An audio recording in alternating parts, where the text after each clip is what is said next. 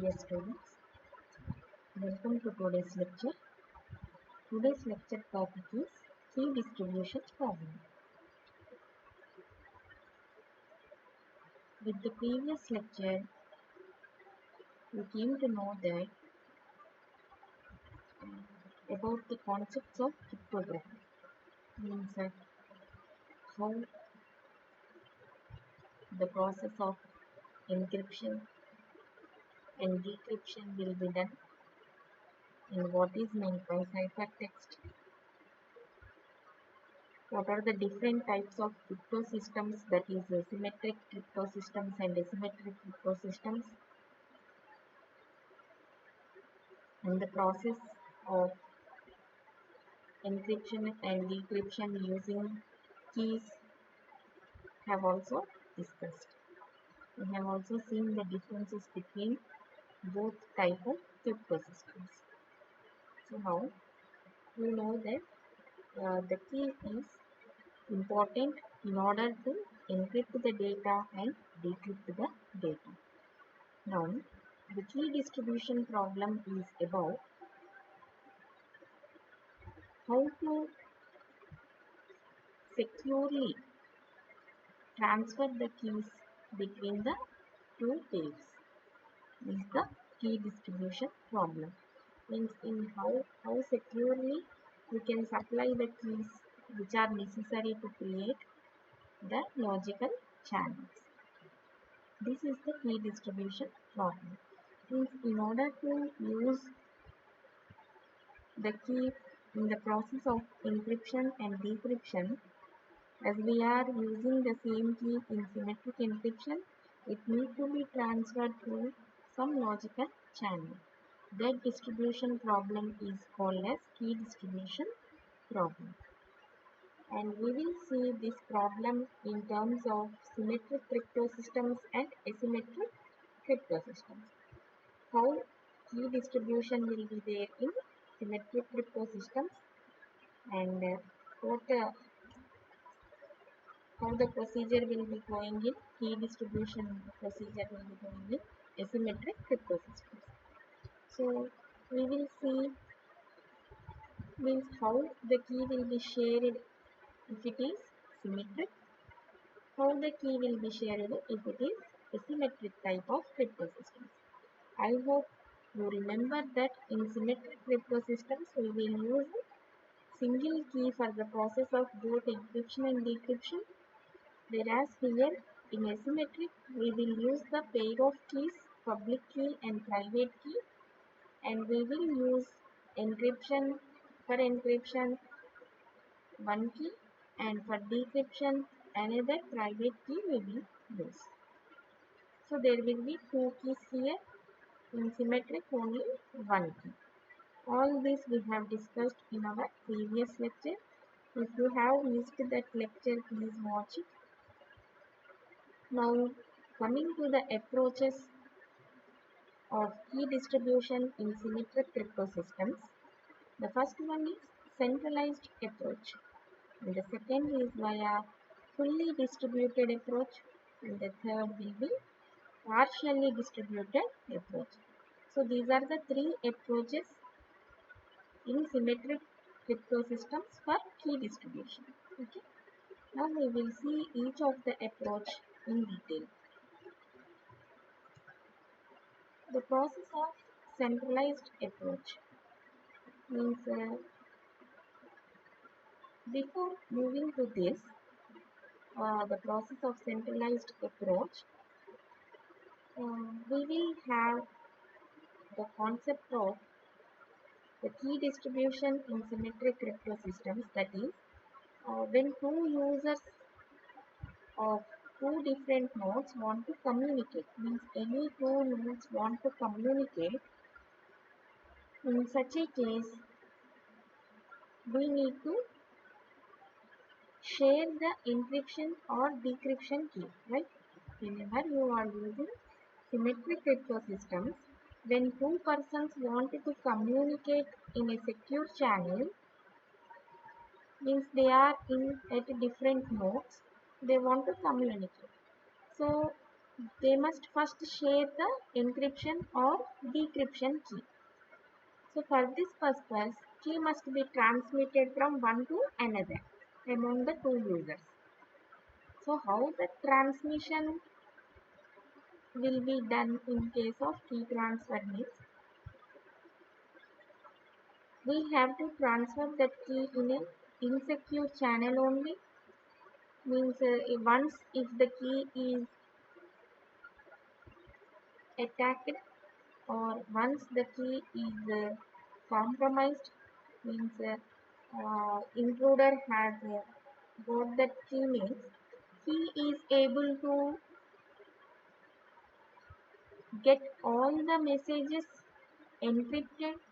Even the encrypted message he can watch. Why? Because he is having the key. While transmission he got the key, so he can decrypt all the messages which are encrypted and transmit, right? So key must be transferred in a secure manner. So for this purpose, the usual approach is to use a server process, and that server process will perform a job of key distribution center, means KDC, that is key distribution center. So each user in the system shares with the KDC a pre-arranged pair of unique keys, means every user will share their keys with the key distribution center. Okay? By assuming that KDC is generally a trusted entity, means we are trusting that key distribution center not to misuse that keys, and all the communicating users will share with the KDC, means keys will be shared with KDC. So on request by a user, it generates a new secret key to be used by the user to communicate with another user. So these implementation approaches of KDC are of centralized approach. See here, in centralized approach, a single centralized KDC is used and it maintains a table of secret keys of each user. Say for example, KA is the secret key of user A and his identity is IDA.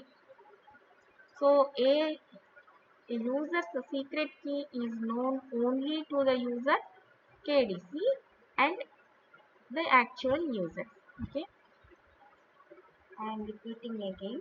In a centralized approach, there will be a centralized key distribution center, and it will maintain a table of secret keys for each user. So a user's secret key will be known only to the user and KDC. That's it. Means only both of the parties will know that key. Suppose the secret keys of user A and B are KA and KV,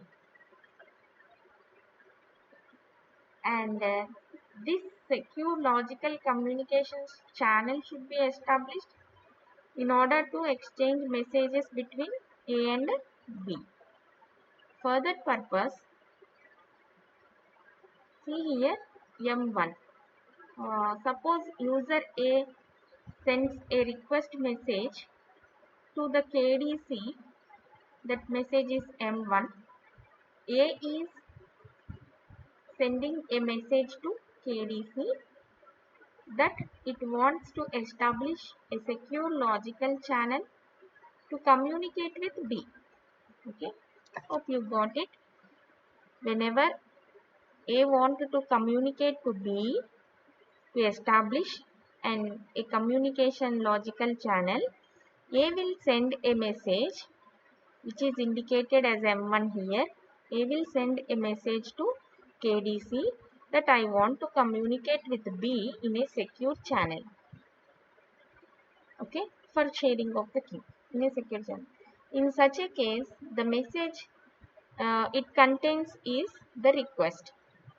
See here what M1 contains. This M1 is equal to RA request and the user identifier of A and user identifier of B. To whom it need to talk is identifier B. So the message is transmitted from user A to KDC in a plain text format. No encryptions will be done.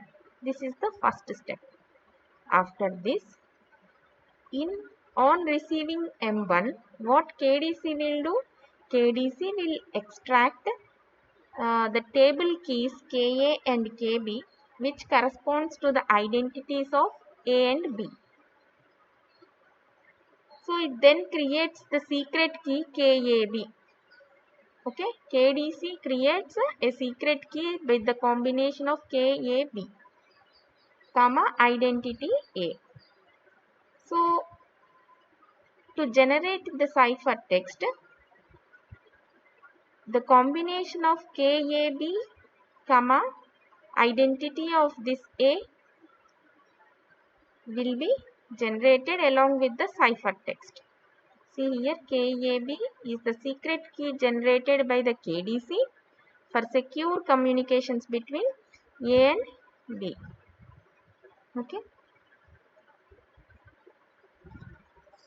So finally this message means M2 message.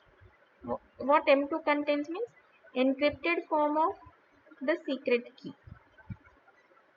M2 message will be transferred to user A and it contains this request. What you have asked is this one request and your identity is this IDA and the key to be used is KAB, comma, and the encrypted text is C1, comma, this one KB, secret key of B will be sent to KU, will be sent to A. So what A can do? The message is encrypted with the KA. See here. In the previous also we have seen encryption of plain text comma key. So here this one is encrypted with the KA. As A is asking, it is encrypted with KA. Why? Because A knows the key. So it is encrypted with KA. And then on receiving this message, what A will do? A will decrypt with his private key KA and checks whether RA and whether my request and my identity is matching to the originals or not. It will check and then it will start communication with the user. So what will be the fourth step? On receiving M3, A starts communicating with B. What M3 will contain means the ciphertext C1. So on receiving M3, the B will decrypt the C1. Why? Because C1 is encrypted with KB, the private key of B. So only B can decrypt this message. So as soon as A sent this message as M3, that is C1 ciphertext, it also decrypts that message and it checks the key. Okay, like that here we are securely transferring this key to in a secure channel. Means A and B will communicate with the KAB. See here M4 is sending one message, means B is sending one message, M4 consisting with C2 ciphertext 2 which is encrypted with KAB and it is some random number and it will be generated by user B to know that the message is latest or not. Like that random numbers will be sent along with the message and from B it will reaches A and it identifies that okay B now know about the secret key and then M5 means okay I have received your message that with the nonce empty this one will be the function of previously used nonce.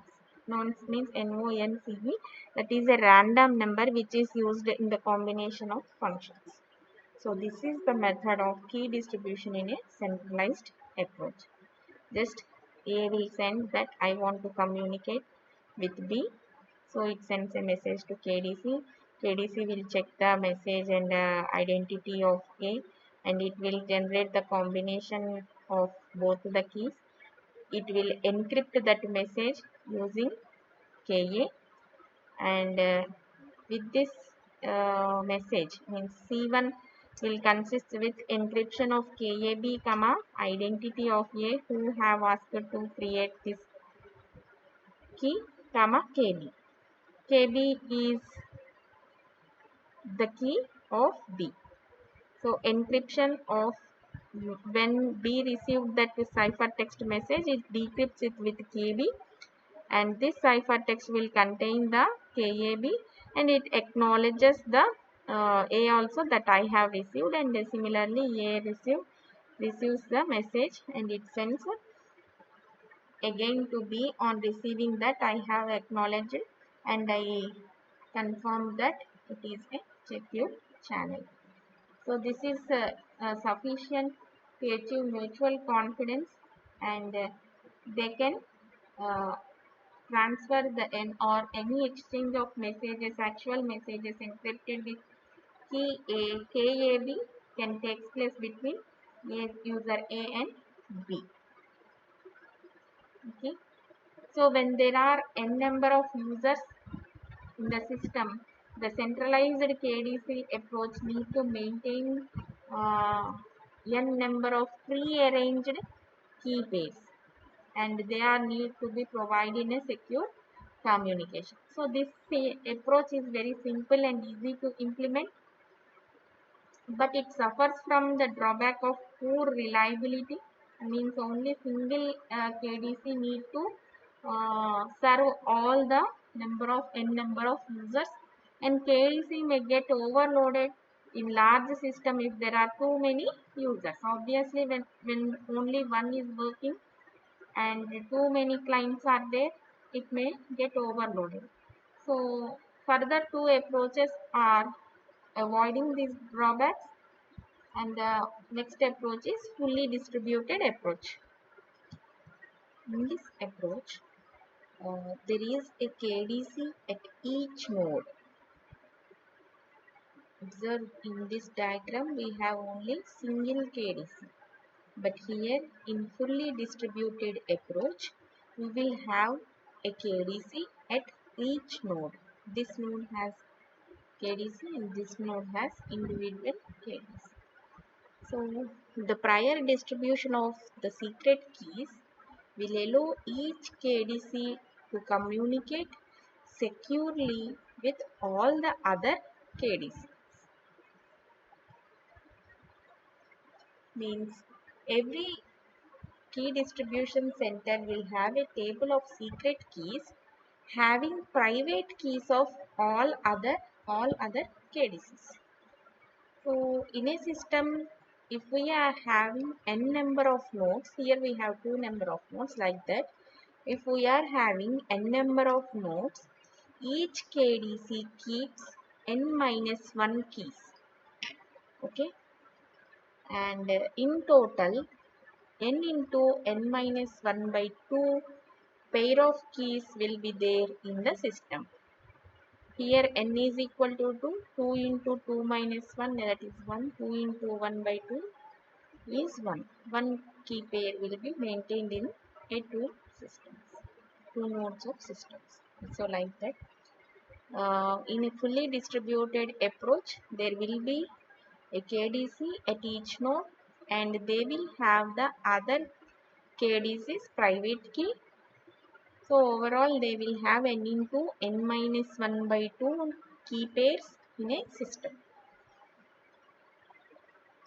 Suppose secure logical channel communication channel is to be established between user A and B. See here, user A is on node 1 and user B is on node 2. And suppose that K1 and K2 are their private keys. K1 of A and K2 of B, private keys of KDCs of nodes N1 and N2. So here the first message is from A to KDC with M1. M1 is equal to the request access message and the identity of A, and to which it want to communicate its identity. So RA, IDA and IDB, this step is very much similar to the previous step. In the previous approach also we have seen this M1. And M2, on receiving M1, the KDC of N1 consults the name server and it gets the location of N2 and the identifier we having with ID B. So it extracts the private key K2 of this KDC from N2 table, nodes 2 table, and it creates a secret key combination of KA and B. So it encrypts the triplet. Triplet means having these three KAB, IDA, IDB, and it generates a cipher text C1. That cipher text will be generating and it will transfer to the KDC. So finally this message M2 will be sent to user A and that contains RA, IDA and KAB. And M3 message will be sent to the KDC of node N2 and it contains C1. What is C1? This combination key encrypted with the KDC private key, that is K2. Okay. So on receiving M2, A checks its identity and its message. And N2 will decrypt this message. Whatever it received from this KDC will decrypt that message via its private key. K2 is its private key. So it decrypts that message and forwards the pair to B.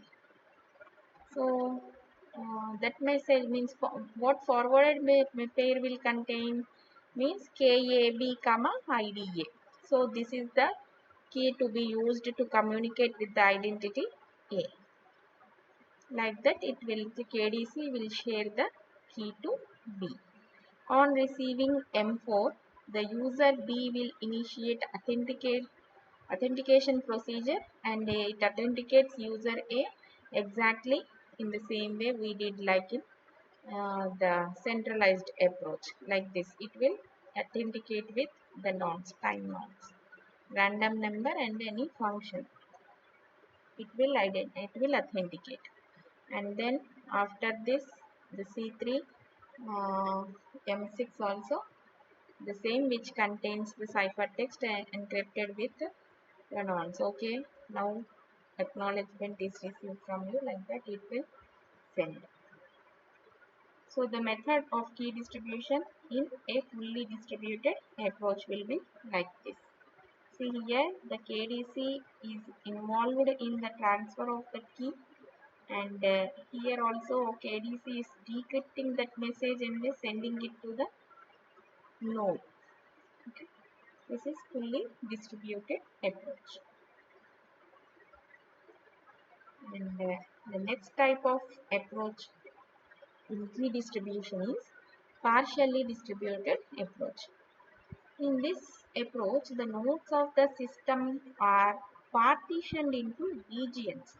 This is region 1 and this is region 2. And instead of having KDC for each node, there will be only one KDC for a region of nodes. Okay. Here we are grouping the nodes into one region, and for that region there will be one KDC. So the prior distribution of secret key allows each KDC to communicate securely with each other, and the distribution of key for the establishment of secure logical channel between A and B will be in this procedure. We will see this. See here, for this region, this is the KDC. Node 1 is node 1, there is KDC, and node 5, there is a node 6, sorry, node 6, there is a KDC. Okay. So there are number of 10 systems, 10 nodes in the system that are partitioned into two regions. R1 and R2 are shown like this, region 1 and region 2. And KDCs of regions are now located at N1 and N6. So when A want to communicate with B, A will send a message to KDC or node 1 with the request message RA, IDA, identity of A, and to whom it want to communicate, that is identity of B. Like this, it sends a message to the key distribution. So again, what M2 will do upon receiving the KDC will generate the combination of the keys using the KN. It will encrypt the message, and the key will be transferred to the KDC. So here the KDC will decrypt the message with, so here K2 private key of KDC of region R2. So it will decrypt the message and it will send to M4 will be sending to B. See here it is encrypting again with the KB. Okay. But here the message is transferred. But here what it is doing, the KDC is encrypting with the private key of user B.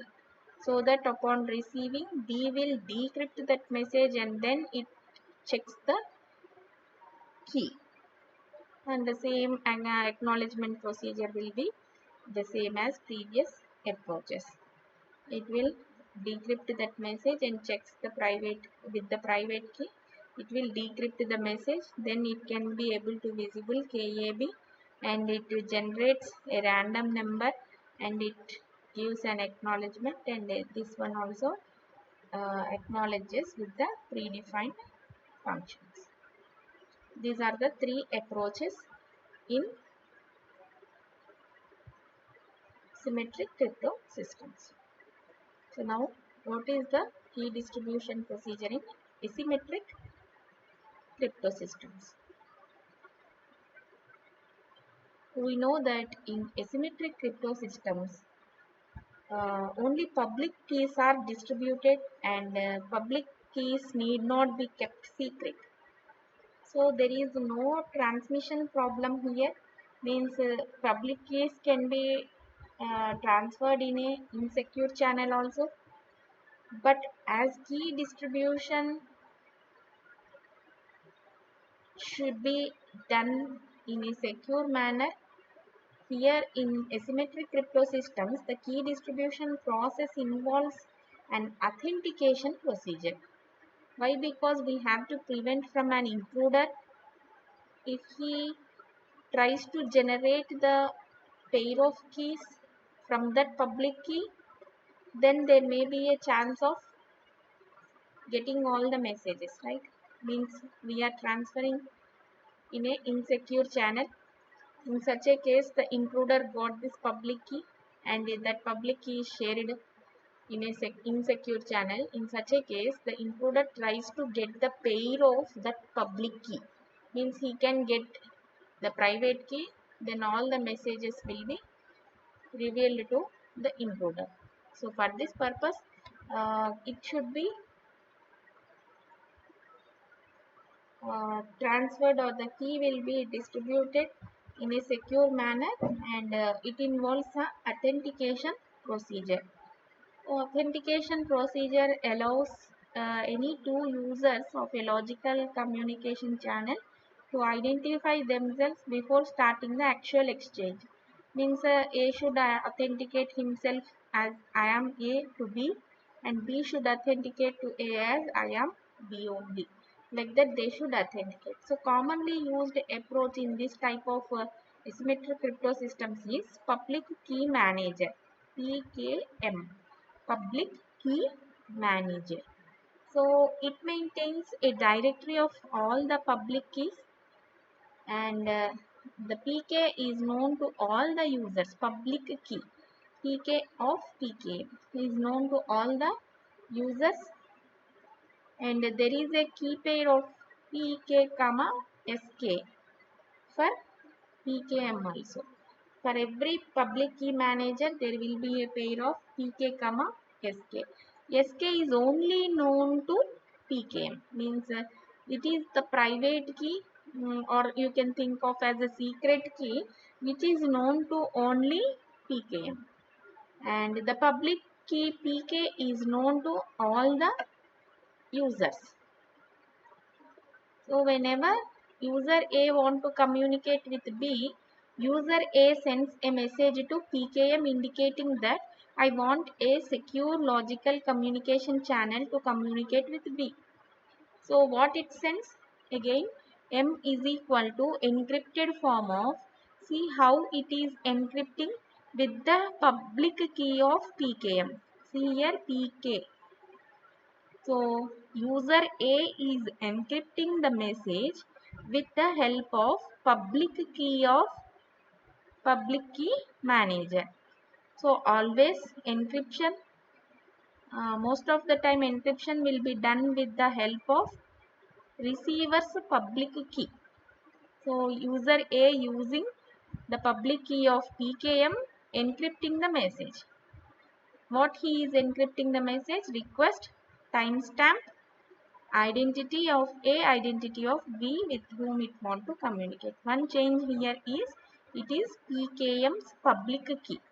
As we are in asymmetric crypto systems, both public key and private key will be maintained. Pair of keys will be there. So upon receiving this message, what this PKM will do? It will decrypt that message via using its private key SK. Okay. So it extracts the keys P of PA and PB, and it gets the corresponding identifiers of A and B, and it gives the triplet request what you have sent at timestamp T1 to communicate with PB to generate the ciphertext. It generates the ciphertext and it will be encrypted with the public key of A. Why? Because it is sending message to A. So what PA is? Public key of user A. If you understand this PA, PK, PB like that, it will be very much easy for you.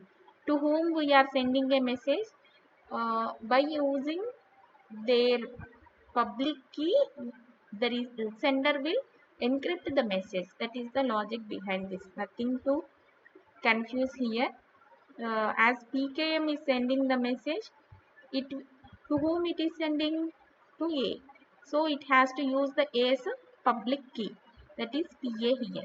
Okay. So M2 will be sent with the what it is sending, with the public key of B it is sending. Why? Because A want to communicate to B. So it want the key to encrypt B's public key to encrypt a message. That's why it is asking PKM to send me the public key of B. So the public key manager sent the message via encrypting, and now A will decrypt that message using its private key. Why? Because that pair of keys will be holding with private key will be holding with A only. So PK public key of this message PB, and it sends the message to B. Now again this message A to M3 is transferred, and what M3 is containing? Identity nonce random number comma PB, public key of P. This A got it from PKM, so it encrypts via this public key M4. Upon receiving this, it checks with the PKM and the code for the request made by the user B. So it gives another timestamp, that is T2, identity A, identity B, and it encrypts with the PKM's public key. Like that, it sends a message to PKM. Again, M5 consisting with the reply message to B, and it is encrypted with PB, public key of B. What it contains? It is sending the public key of A. So now B can send a message to A with the help of A's public key. So it has sent a message in M6. What M6 is containing? Public key encrypted via public key, A's public key, and M7 will encrypt that message. Okay, like an acknowledgement, it sends a message to B with the encrypted with B's public key. Okay. So in this way, the key distribution will be going on in asymmetric crypto systems. I hope you all have understood this topic. Thank you.